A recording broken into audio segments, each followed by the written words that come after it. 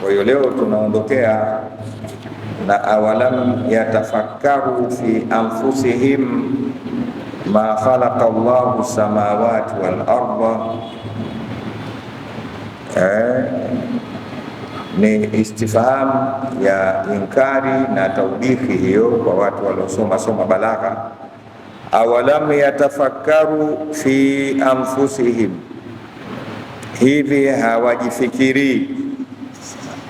Awalam yatafakkaru fi anfusihim, hivi hawajifikiri kuangalia ma khalaqa Allahu samawati wal ard, alichokiumba Mwenyezi Mungu katika mbingu na ardhini, wama bainahuma, na vilivyomo kati ya mbingu na ardhi, kwamba Mwenyezi Mungu hakuumba hayo illa bilhaqi, isipokuwa kwa haki. Hawajifikirii wakatizama kwamba Mwenyezi Mungu Subhanahu wa Ta'ala hakuumba mbingu na ardhi na vilivyomo kati ya mbingu na ardhi isipokuwa kwa haki, wa ajali musamma, na muda maalumu uliowekwa. Tutakuja kueleza wa inna kathiran minan nasi, na hakika wengi katika watu, biliqai rabbihim lakafirun, ni wenye kukanusha mkutano wa kukutana na Mola wao. Watu wengi sana bado hawajakubali kwamba iko siku watakutana na Mola wao, kwa namna tunavyowaona wanavyoishi hapa ulimwenguni. Tutaeleza. Awalam yasiru fil ard, hawatembei duniani, fayandhuru, ili wapate kuona, kaifa kana akhibatu alladhina min qablihim, vipi ulikuwa mwisho wa wale waliokuwa kabla yao. Kanu, walikuwa hao waliokuwa kabla yao, ashadda minhum quwwa, ni wenye nguvu zaidi kuliko wao, wa atharu al-ardha, na wakailima ardhi, wa amaruha, na wakaistawisha ardhi, akthara mimma amaruha, zaidi walivyoistawisha wao hawa wa sasa. Wajaatuhum rusuluhum, na kuna qiraa wajaatuhum rusuluhum cha Abi Amri, unaweza kusema wajaatuhum rusul wa dhumma yasini, na wajaatuhum rus kwa sakini yasini, wasomaji Qur'ani. Wajaatuhum rusuluhum bilbayinati, na wakawaletea mitume yao hoja za waziwazi. Be ya taadia, tutaeleza. Fama kana Allahu liyadhulimahum, hakuwa Mwenyezi Mungu ni wenye kuwadhulumu, walakin kanu anfusahum yadhlimun, lakini walikuwa ni wenye kujidhulumu wenyewe. Thumma kana aqibata au thumma kana aqibatu, inategemea misafu imeandikwa aqibata au aqibatu, aqibata, basi unaweza kusema wakana aqibatu kama tutakavyoeleza. Thumma kana aqibata alladhina asau su'a, kisha ukawa mwisho wale waliofanya ubaya, ankadhabu biayati llah, kuzikadhibisha aya za Mungu, wakanu biha yastahziuna, na wakawa kwa aya hizo ni wenye kuzicheza shere. Tutasoma mpaka hapo tu kwa sababu ya wakati, na leo kuna mvua. Jana tunaanza kusoma na kueleza, sasa kuwe makini. Tulisoma kisa katika mwanzo wa sura yetu ya kushindwa kwa taifa la Waroma, kushindwa na wale Waajemi, yani Wafursi. Kama tulivyoona, Waroma ni ahlul kitab. Tukisema ahlul kitab kunamaanisha ni watu walioamini kitabu cha Injili kilicholetwa kikamfikia Nabii Allah Isa ibn Maryam. Manaswara wao waliamini kitabu cha Injili kama Mayahudi walivyoamini Taurati. Kwa hiyo ikisema ahlul kitab wanakusudiwa hawa Mayahudi na Manaswara, na wengine wakawatia na watu wa Nabii Allah Daudi, kwa sababu wao waliamini kitabu kinaitwa Zaburi. Vitabu kutoka mbinguni vilivyokuja ni vingapi? 4 tu: At-Taurat wal-Injil wal-Zabur wal-Furqan au wal-Quran au At-Tibyan. Qurani ina majina mengi Unaweza kuita Tibyanu, unaweza kuita Furqan, unaweza kuita Qur'an, unaweza kuita Qur'an na kuendelea. Kwa vitabu vilivyokuja ni vingapi? 4. Nabii Allah Musa alayhi salam aliteremshiwa Taurati.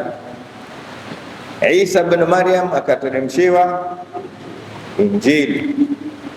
Wakavichanganya hivi vitabu viwili, Taurati na Injili, vikaitwa Bible. Wakaweka mle ndani Agano la Kale na Agano Jipya. Agano la Kale kwa maana ya nini? Taurati, Injili, Agano Jipya. Wakaweka humo, na bahati nzuri wakayatoa maneno mengi kutoka kwa Mungu Subhanahu wa Ta'ala, wakaweka maneno ya wanachuoni wao. Ndio wao wanaita, kuna Marko, kuna mwingine Luka, mwingine Matayo, mwingine Yohana, mwingine Barnaba. Wakatoa majina ya Mungu, maaya ya Mungu yale, wakaweka maneno ya watu. Ndio kitu kinaitwa kisheria at-tahrif. Tahrif ni ile kuichakatua au kuvichakatua vitabu vya asili vikawa hivi vilivyo sasa. Sawa? Kitu ambacho Qur'ani imekataa. Qur'ani imekataa kuchakachulika, na kila aliyojaribu kuichakachua Qur'ani alifeli yeye mwenyewe, akacheka akaenda zake. Na Mwenyezi Mungu Subhanahu wa Ta'ala akawa na maneno mengi ya kuonyesha kwamba hiyo haichakachuliki. Wa in kuntum fi raibin mimma nazzalna ala abdina fa'tu bi suratin min mithli wa du shuhada'akum min dunillah, mpaka mwisho. In kuntum sadiqin, akasema fa in lam taf'alu, kisha akasema wa lam taf'alu. Mungu kasema wazi, ikiwa mnashaka kwa hii Qur'ani tunayoiteremsha kwa Mtume Muhammad sallallahu alaihi wasallam, basi leteni yenu, tena sio yote, angalau sura. Kuna sehemu nyingine ameambiwa japo aya, leteni. Akasema fa in lam tafalu wa lan tafalu, msipofanya na kamwe hamtofanya. Msipofanya na kamwe hakuna mtakayeweza kufanya. Akaambia fattaqu nara allati waquduha an-nasu wal hijara uiddat lil kafirin, ogopeni moto bwana. Kwa hiyo Qur'ani imekataa. Sisi tunaotembea katika miji tofauti tunashangaa, kila unapokwenda alhamdu inabaki alhamdu ile ile. Ndani ya miaka sasa mingapi? Karne 10 na karne ngapi sasa?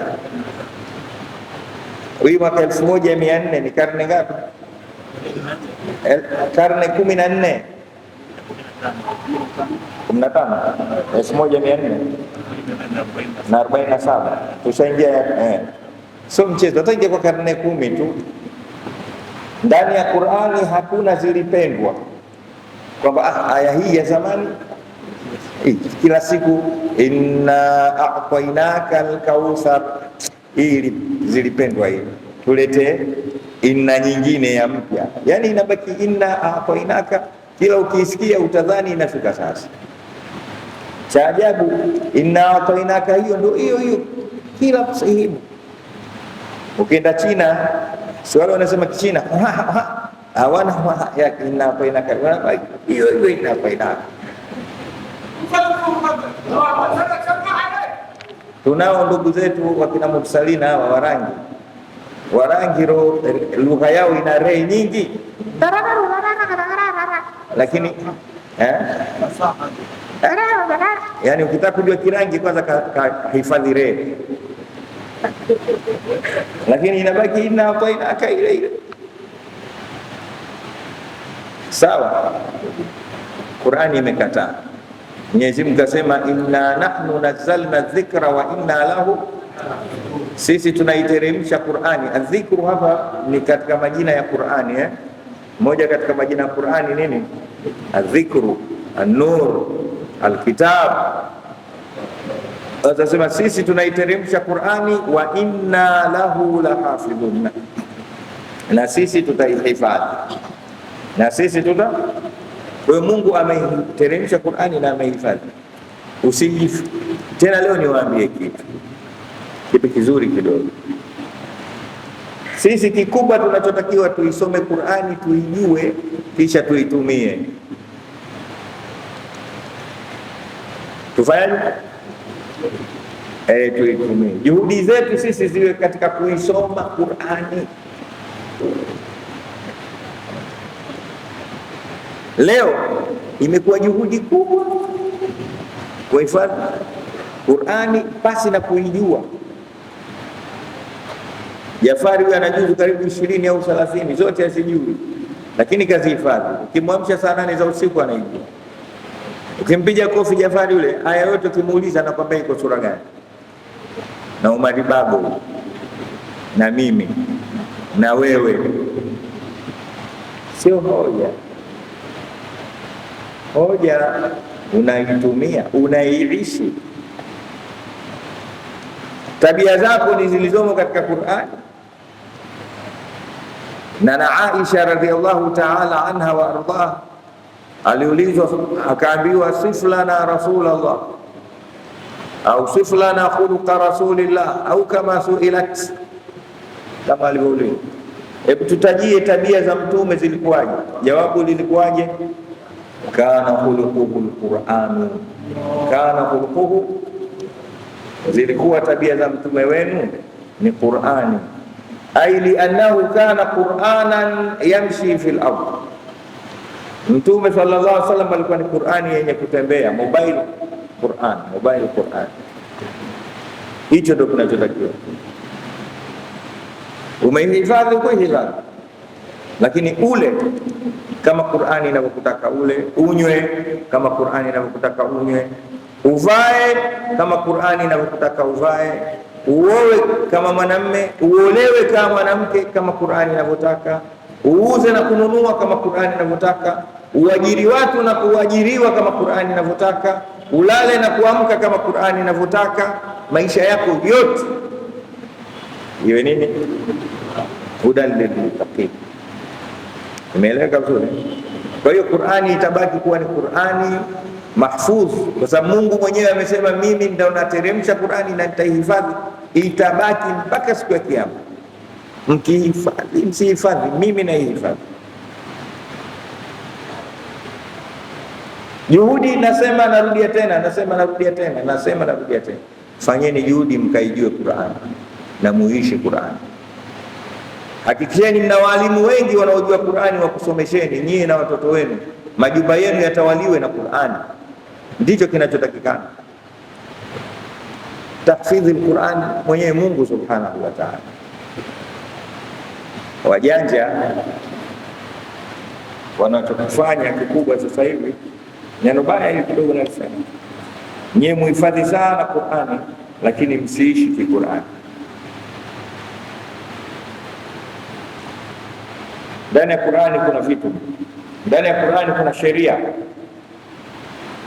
Nendeni mkahukumiane kwa sheria ya Qur'ani. Ndani ya Qur'ani kuna kuabudu, nendeni mkaabudu kama inavyotaka Qur'ani, na hicho ndio kikubwa. Lakini ndani ya Qur'ani kuna siasa, nendeni mkawe na siasa kama za Qur'ani. Maisha yenu yote wewe, alif lam mim dhalika alkitabu la raiba fihi hudan lil muttaqin alladhina yu'minuna bil ghaibi wa yuqimuna as-salata wa mimma razaqnahum yunfiqun. Namaliza kipengele hicho kwamba Qur'ani ni kitabu miongoni mwa vile vitabu vingapi? Vinne, kilichokataa kuchakachulika, kilichokataa. Lakini vingine vyote vimekaribia kuwa havipo, bali kuna maneno ya watu, kuna maneno ya Mathayo, maneno ya Marko, kuna maneno ya Barnaba, kuna maneno ya Luka, kuna maneno, lakini maneno ya Allah yamebaki katika Qur'ani. Wakitaka mkitaka, wakikataa mkikataa, ndio hivyo hivyo. Na mwenyewe kasema vitabu vyote vinavyoandikwa, hata mimi naandika sana vitabu, lakini mwisho nasema wa intajib aiban fasudda alkhalala fajalla man la aiba fihi wa ala. Naandika kitabu changu hichi kama mwanadamu, kuna makosa, ukiyakuta makosa humo ni sitiri, kwa sababu asiyokosea ni Mungu peke yake. Vitabu vyote, magazeti yote yanaandikwa hivyo, lakini kitabu cha Qur'ani Mungu hakusema mkikuta aibu, kasema dhalikal kitabu la raiba fihi, ubingwa kabisa, kitabu hakina makosa. Msaleni kwa Muhammad. Lakini cha ajabu anasema kitabu hakina makosa, hicho kitabu hakina shaka. Sisi tulioletewa ndio tuna mashaka nacho, tunakitia makosa sisi, wajinga kabisa. Mnaelewa sio? Au mjelewa? Vitabu vyote mlivyosoma mashule vina mwisho inakuja content ndogo, anasema ukikuta makosa humo ni sitiri, mimi ni mwanadamu, asiyokosea ni Mungu. Mwenyezi Mungu anasema dhalikal kitabu la raiba fihi. Mbele akasema alhamdulillahi alladhi anzala ala abdihi alkitaba wa lam yaj'al lahu alafu qayyiman liyundhira. Alhamdulillahi alladhi anzala ala abdihi alkitaba wa lam yaj'al lahu, yani ameteremsha kitabu Mungu hakina jongo jongo, ndo iwaji, hakuna kubabaisha babaisha, hakuna tantarira kwenye Qur'an. Inna hadha alqur'ana yahdi lillati hiya Qur'ani, kama Qur'ani hii inaongoza mambo hivi, yamenyooka. Vitabu vingi unaweza kusoma vitabu vya mtunzi mmoja, huko anaandika huko anajipinga. Qur'ani haijipingi, labda uijui. Mwenyezi Mungu ajalie Qur'ani rabia qulubina wa shifaa sudurina wa dhahaba ahzanina wa kafara lisayiatina, na anawirisha nyoyo zetu. Mtume Muhammad sallallahu alaihi wasallam katika hilo anasema idha kana hadha alquran fi ihadi, idha kana hadha alquran fi ihadi, ikiwa hii Qur'ani yote imeandikwa katika kigozi, ihabe ni kigozi, thumma wakturika mahtaraka, kisha kigozi kile kikatiwa kwenye moto ili kiunguzwe, hakitowaka. Ingekuwa mitani ingesema dada deki, lakini sisemi.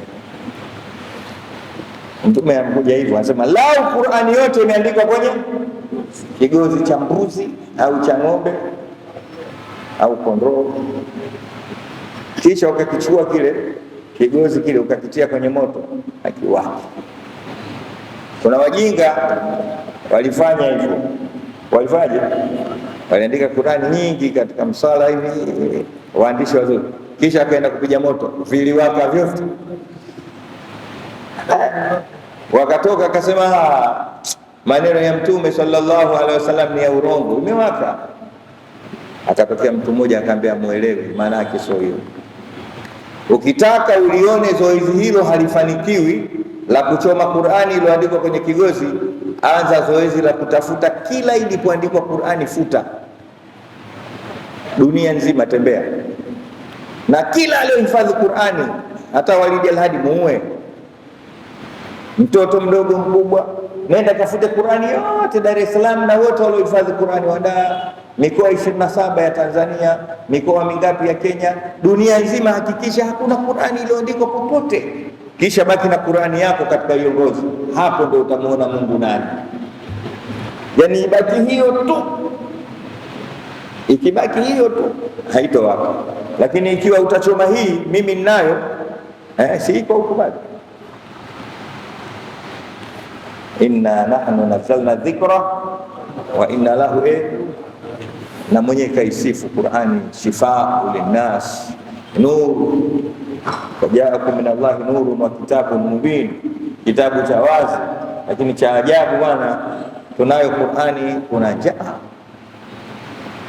tunayo Qur'ani tunaumwa, tunayo Qur'ani tunagombana, hatuelewani, tunayo Qur'ani tunateswa na kuteseka.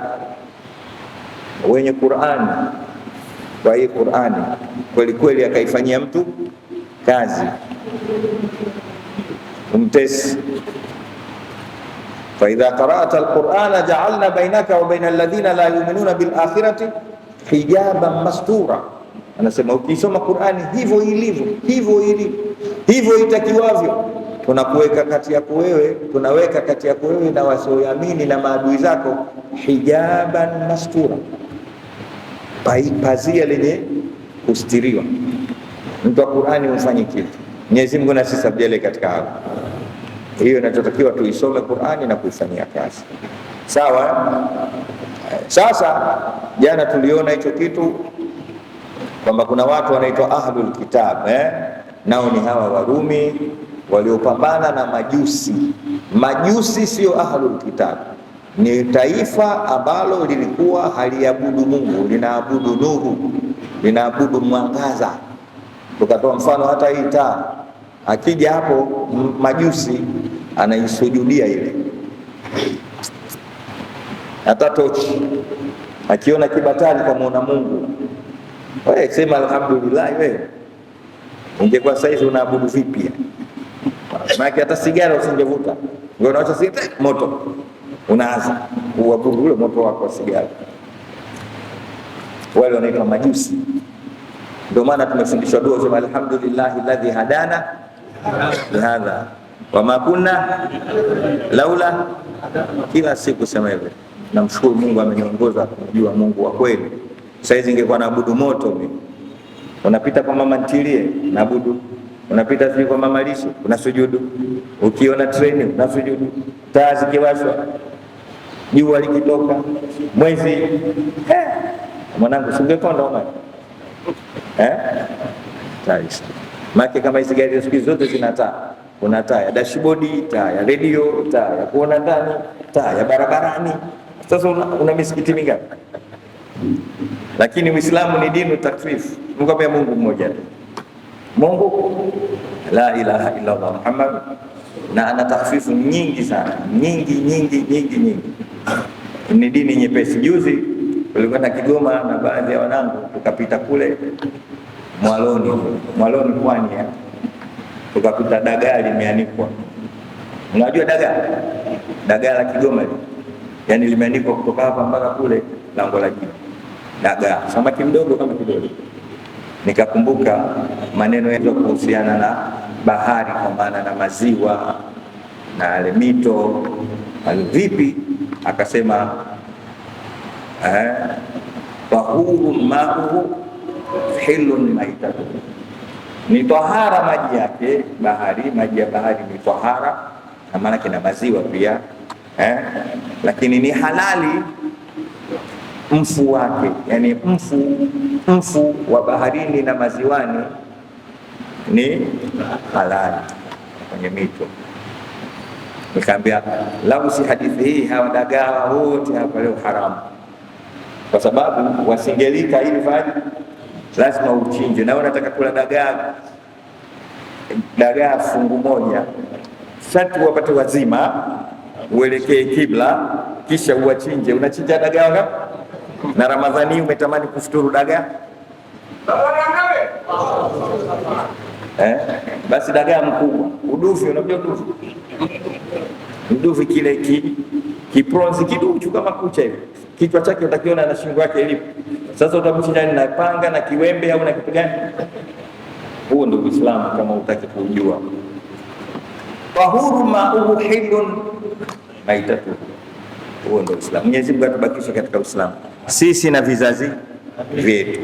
Nimetaka kueleza hilo. Sasa walipambana wale watu wa Ajemi wasiokuwa na dini, wakawashinda wenye dini.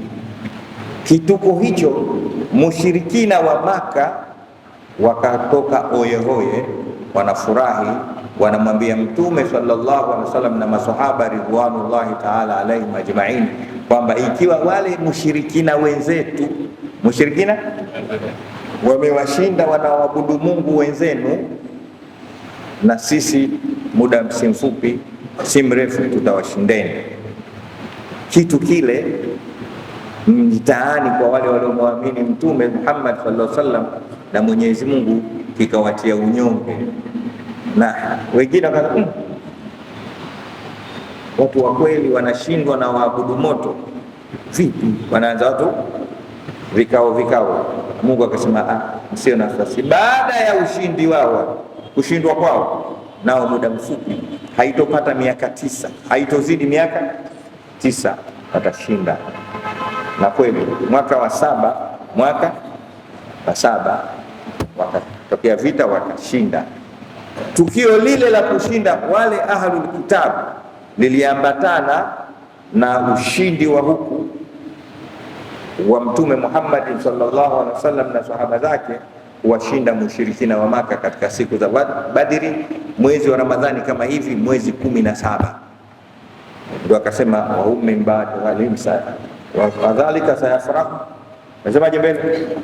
Mtafurahi baada ya ushindi wa usoma mwingi. Aya ya jana,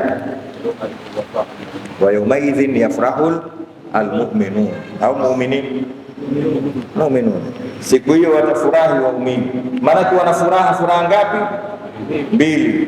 Furaha ya kwanza ahlul kitabi wameshinda, na furaha ya pili wao pia wameshinda tena kwa kushindo, kwa sababu walikuwa wako 310 wakawashinda watu 1000.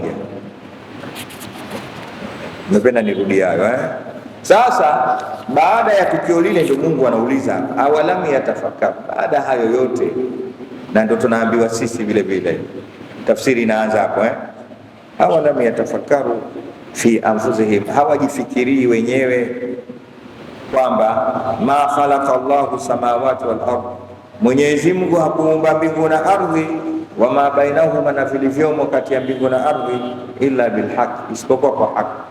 Tukae tufikiri, tuchekeche, manake fikiri. Wanasema atafakuru saa ibada, kufikiri muda mfupi ni ibada. Hebu kaa siku moja chekecha, usiache tu. Ibada kubwa ni kufikiri, ibada kubwa ni kufanya. Leo mambo yetu hayendi kwa sababu hatujipi muda wa kufikiri. Sisi tunawaza sisi ni wengi wa mawazo, lakini sio wengi wa fikra. Kuna tofauti ya kuwaza na kufikiri. Ukifikiri unakwenda katika solution na ufafanuzi wa mambo, lakini ukiwaza unakwenda kwenye kujinyonga na kujikataa. Nirudie, ukifikiri unakutokea katika upambanuzi wa mambo ukitumia fikra zako, lakini ukiwaza mwisho unakata tamaa, unasema kizungu why me, kila siku mimi tu. Wewe umewaza, umeelewa? Inna fi khalqi samawati wal ardi wa ikhtilafi al-layli wan nahari la ayatin li ulil albab alladhina yadhkuruna Allaha qiyaman wa qu'udan wa ala junubihim wa yatafakkaruna fi khalqi samawati wal ardi, wanafikiri katika mbingu na ardhi kuna nini, Mungu ameumba mbingu na ardhi. Mwisho wanapata solution, wanasema rabbana ma khalaqta hadha batilan subhanaka faqina adhaban nar. Naona natija ya fikra. Ukifikiri mbingu ukaitizama, Sasa unaitizama mbingu na ukubwa wake, na ilivyokuwa so strong, imesimama, haina nguzo, haina mpasuko. Tabaraka alladhi biyadihi almulku wa huwa ala kulli shay'in alladhi khalaqa almauta liyabluwakum ayyukum wa huwa al-azizu bil alladhi khalaqa sab'a samawatin, ameumba mbingu saba zimebebana tibaka. Alladhi khalaqa sab'a samawatin tibaka. Naona hii mbingu hii ya mwisho hii, kuna juu ziko sita, na kati ya mbingu kwenda mbingu nyingine ule uwazi ni mwendo wa miaka milioni 70 na kitu. Na mak ya mbingu kutoka hapo unapoiona mpaka hapo itakapoishia mwendo wa miaka milioni 70. Unafikiri kama hii rufu yako? Alladhi khalaqa sab'a samawatin zimebeba ma tara fi khalqi arrahmani min tafawut, tangu ilivyoumba huoni tofauti. Farji albasar hal tara min futur, rudisha kutizama, je utaona mpasuko? Leo mmepiga rangi hapa, ilikuwa ushaoza hiyo rufu, hiyo ina miaka si mingapi tu, lakini ishaoza. Mbingu tangu imeumbwa iko vile vile, na kupiga rangi wala kupiga chupio wala kuleta, na rangi yake haichushi. Mungu ametafuta rangi ambayo yenyewe haimsemi kila siku ya blue. Binadamu ana kawaida ya kuchoka rangi Ndio maana tuna nyumba yako siku nyingine umepaka rangi nyeupe, siku nyingine rangi nyeusi, siku nyingine ya blue. Juzi nimeona nyumba moja ina rangi utasema keki ya birthday. Rangi za kizungu hizi.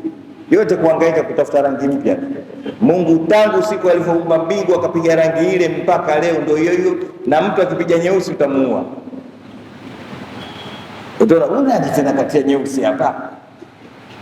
Sasa unatakiwa ufikiri. Fikiri. Ukifikiri hivyo utamuona Mungu subhanahu wa ta'ala. Inna fi khalqi samawati wal ardi wa ikhtilafi layli wan nahari la ayati liulil albab. Katika kuumba mbingu na ardhi na tofauti ya mchana na usiku kuna dalili za uwepo wa Mungu, liulil albab, kwa wenye akili. Na kina nani wenye akili? Alladhina yadhkuruna Allaha qiyaman wa qu'udan, ni wale ambao wanamwabudu Mungu katika hali zao zote, qiyaman wa qu'udan wa ala junubihim. Lakini mwisho wayatafakkaruna fi khalqi samawati wal ardh, wanajipa muda wa kufikiri katika umbile la mbingu na ardhi. Mwisho wanasema rabbana ma khalaqta hadha batila subhanaka faqina. Mwenyezi Mungu ajalie katika hao. Nenda kafikiri, sio naenda unafikiri mpira Simba na Yanga tunakaa itakuwaje mkao na kalkuleta yako mahesabu. Unafikiri nini? Nenda kafikiri mbingu na ardhi. Umsalie Mtume Muhammad. Nenda kafikiri Mungu. Sawa?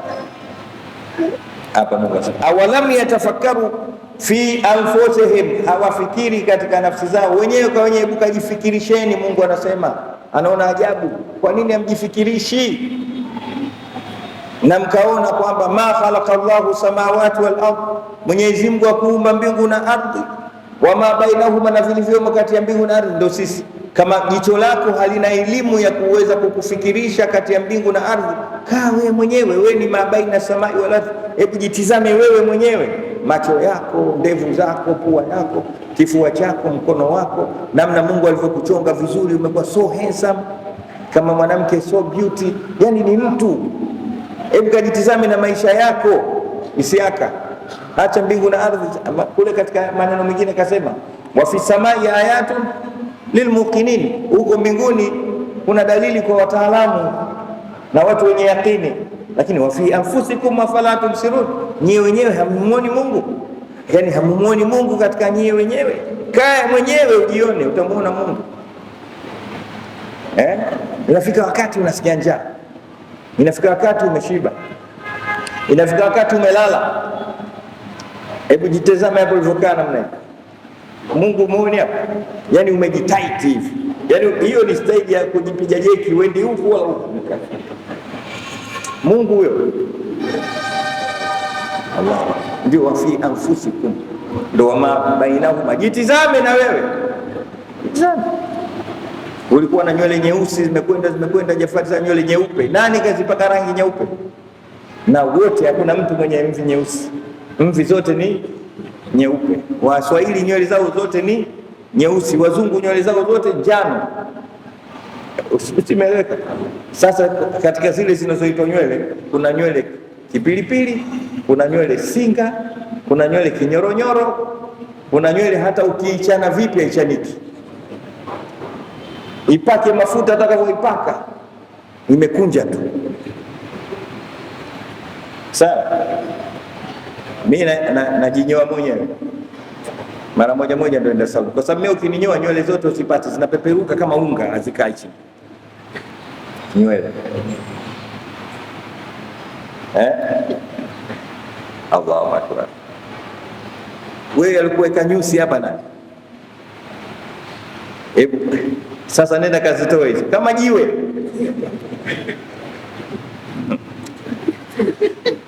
Hiyo ndio mabaina, ndio wa awalam yatafakkaru fi anfusihim wa ma khalaqa Allahu fi samawati wal ardi wa ma, kajitizame wewe wakati wewe uko baina samai wal ardi. Lakini Mwenyezi Mungu atujalie fikra. Nazungumzia fikra kwa ukali kidogo kwa sababu leo vita inayotumika sio vita tena ya silaha, sio vita ya nini, ya silaha kuangusha Uislamu na maadili ya Kiislamu, bali inatafutwa fikra. Vita iliyokuwepo leo inaitwa al-ghazwu al-fikri, vita vya kifikri. Bora mtu akupigia risasi kuliko akakupiga kutumia fikra yako, akakubabaisha, akakugeuza. Kuna watu wengi leo wamegeuzwa fikra zao. Nafikiri vizuri, nafikiri vizuri kabisa. Hata ukimfikirisha ndio ushampata, kimegeuzwa kila kitu. Masahaba wa Mtume Muhammad sallallahu alaihi wasallam walikuwa wana uradi na wajibu wa kuitana mara kwa mara juu ya kufikiri. Ambia taalu natafakaru sa'atan, taalu natafakar, jamani njooni tupate muda wa kufikiri japo kidogo. Wanahudhurisha jambo fulani la kijamii, kisha wanakaa wanachangia fikra juu ya lile, fikra salim, alfikru mustaqim, wanapata kitu wanakwenda. Na ndio maana dini ikafika mpaka leo. Dini hii imefika huku kwa sababu ya fikra za kisahaba. Hawakuwa na kompyuta, hawakuwa na simu, hawakuwa na ndege, hawakuwa na wino, hawakuwa na chochote, lakini walikuwa wana afkaru mustaqima. Vipi sasa wapeleke dini huku? Wakafikiri vyema, dini kafikia. Leo sisi wenye fikra mgando tumeletewa kitu kinaitwa smartphone. Nini inaitwa? Simu janja. Simu janja ndio smartphone. Kwa hiyo sisi wote tumeshindwa ujanja na simu. Mtizameni, msiogope. Wote sisi tumeshindwa ujanja na simu zetu. Fikra zetu zote leo zipo kwenye simu. Mtu akiamka asubuhi baada ya kushika Qur'ani ili aifikiri leo leo Tundulisu vipi leo? Tundulisu yeye.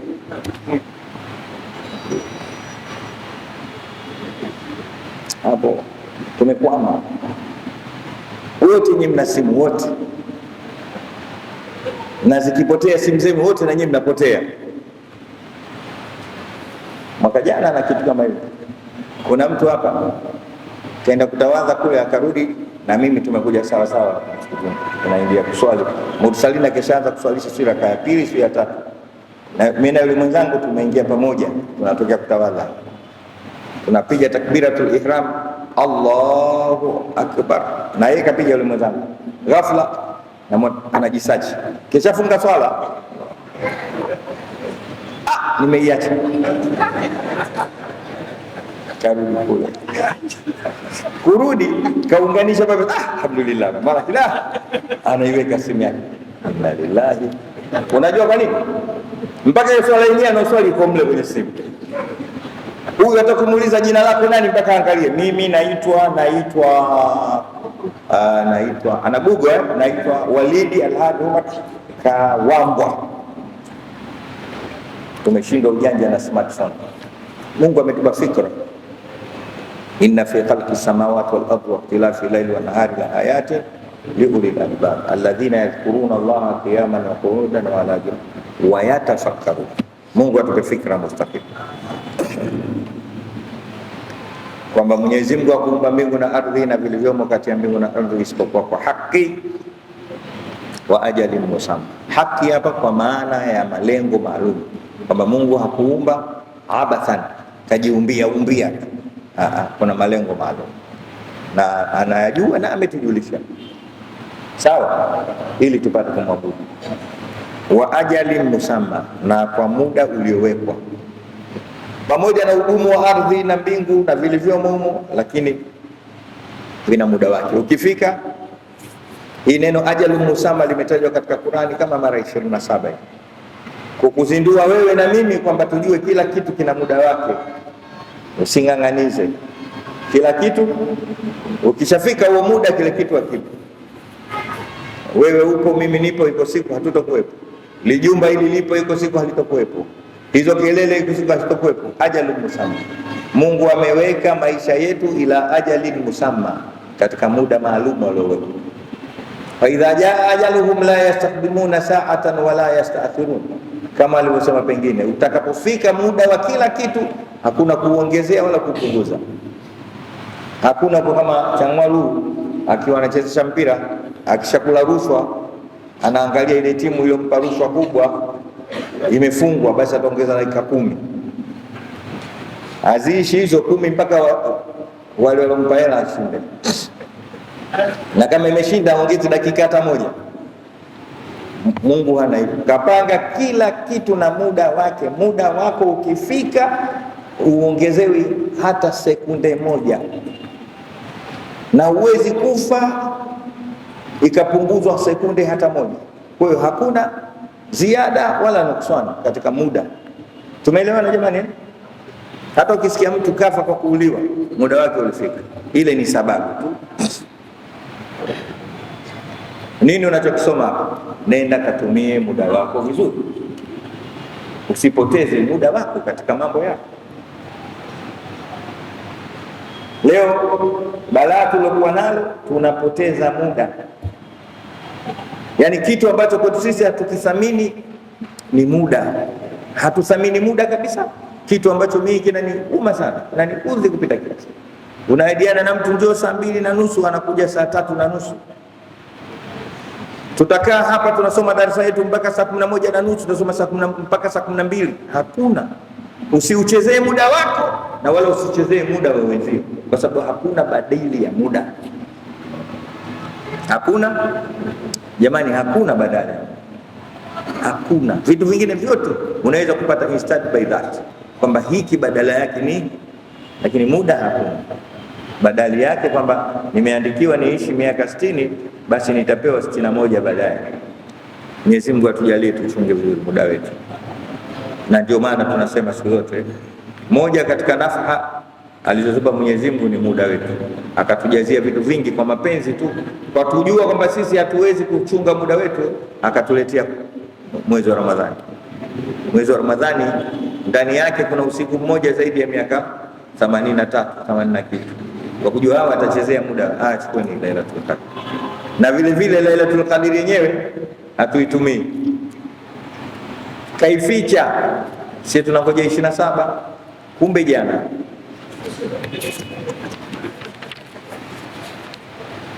Umeona? Yaani hii sana, umeingia darasani, mwalimu anakwambieni tutatoa mtihani kwenye kitabu hiki, nendeni mkatwalie huko. Tena kwenye kitabu hiki hizi karatasi 10 za mwisho, maswali yatatoka. Alafu unamuuliza mwalimu, kuanzia ukurasa wa ngapi mpaka ngapi? Wewe bwege, soma zote tu hizi, likitokea swali limeangukia utapata. Sawa, sisi tunangoja 27 jana. Na dalili ya Lailatul Qadr, ikipita Lailatul Qadr siku ya pili kuna mvua. Imekuja ijaje? Mliolala jana, Mwenyezi Mungu atuwekee Lailatul Qadr. Tumeelewana? Haya, tunamaliza wa inna kathiran minan nasi biliqa'i rabbihim lakafirun, na hakika wengi katika watu ni wenye kukanusha mkutano na Mola wao. Jamani, tutakuwa na mkutano na Mungu, tutakuwa na mkutano na manake, tutakutana na Mola wetu, iwe itakavyokuwa. Mwisho wa siku sisi tutakutana na Mwenyezi Mungu kwa ajili ya kutuuliza na kutuhukumu. Mbaya sana hiyo, tunasahau. Asema inna kathiran minan nas, watu wengi wachache sana ndio wanahakikisha kwamba iko siku tutakutana na Mola. Na ukitaka kumjua anayekubali kwamba iko siku atakutana na Mola wake, si mwingine ni yule ambaye kwamba anaishi kwa vile anavyotaka Mwenyezi Mungu Subhanahu wa Ta'ala. Anavifanya vyote ambavyo Mungu anavitaka na anaviepuka vile vyote ambavyo Mwenyezi Mungu havitaki. Kuswali, anaswali kila siku anaswali, hangojei Ramadhani mpaka Ramadhani, kila siku, kwa sababu Mungu anamtaka mtu aswali masaa 24 ndani ya umri wake wote.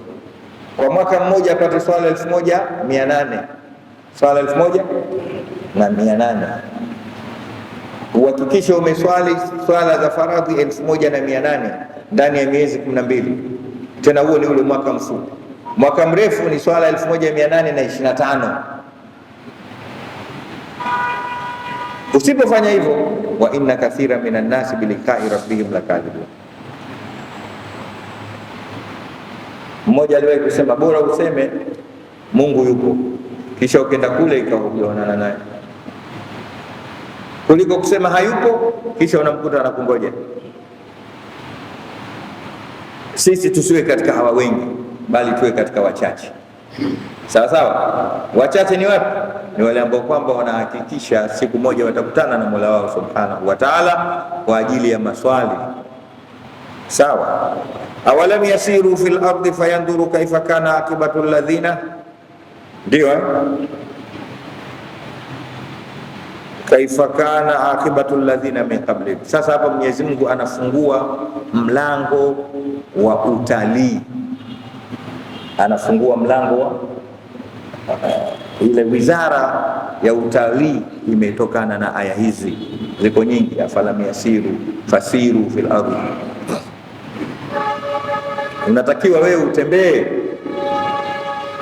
usikae tu, tembea.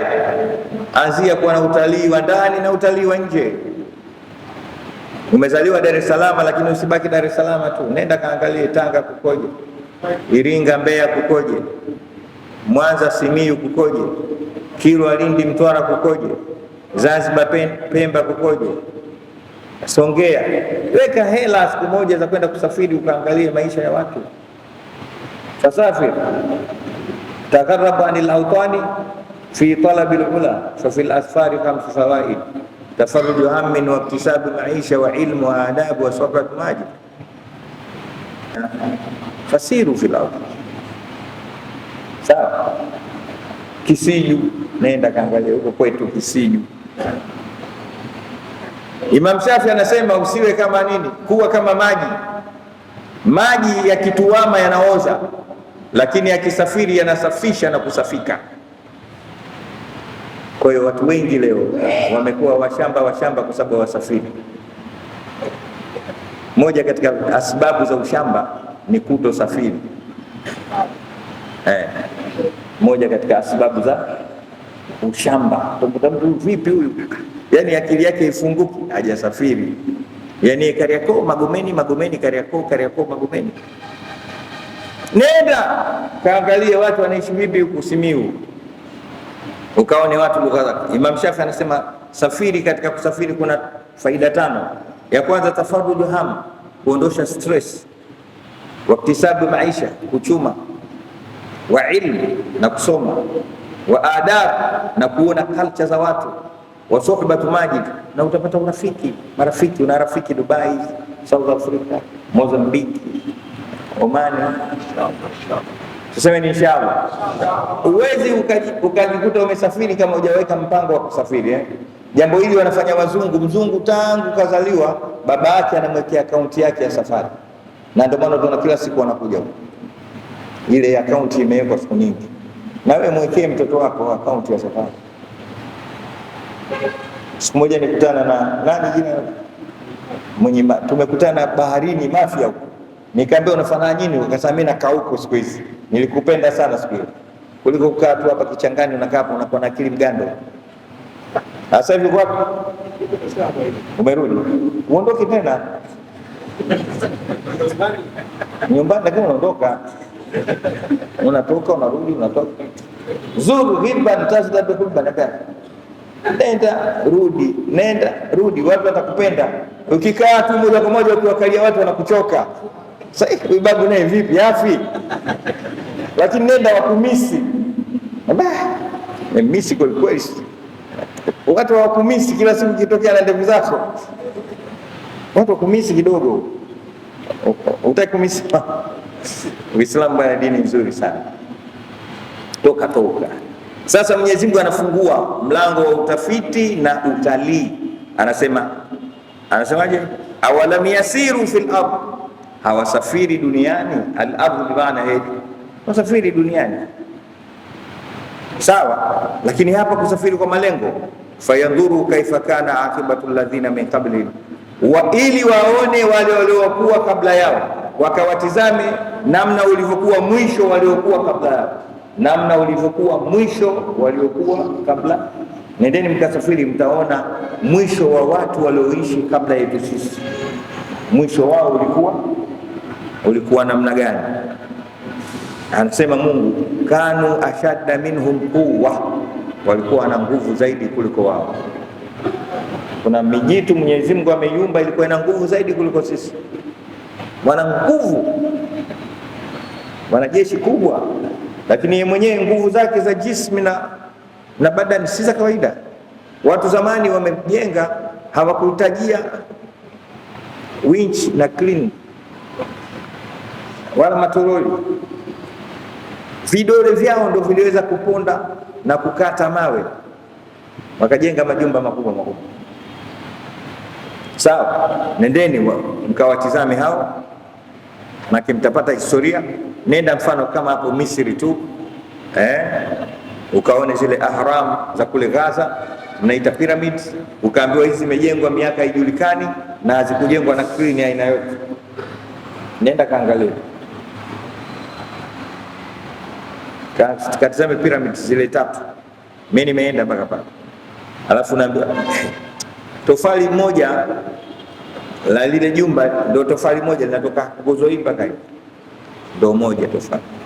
Watu walikuwa wanabeba hilo wanakwenda nalo juu. Nyie hapo mnabeba watu wangapi tofali hiyo?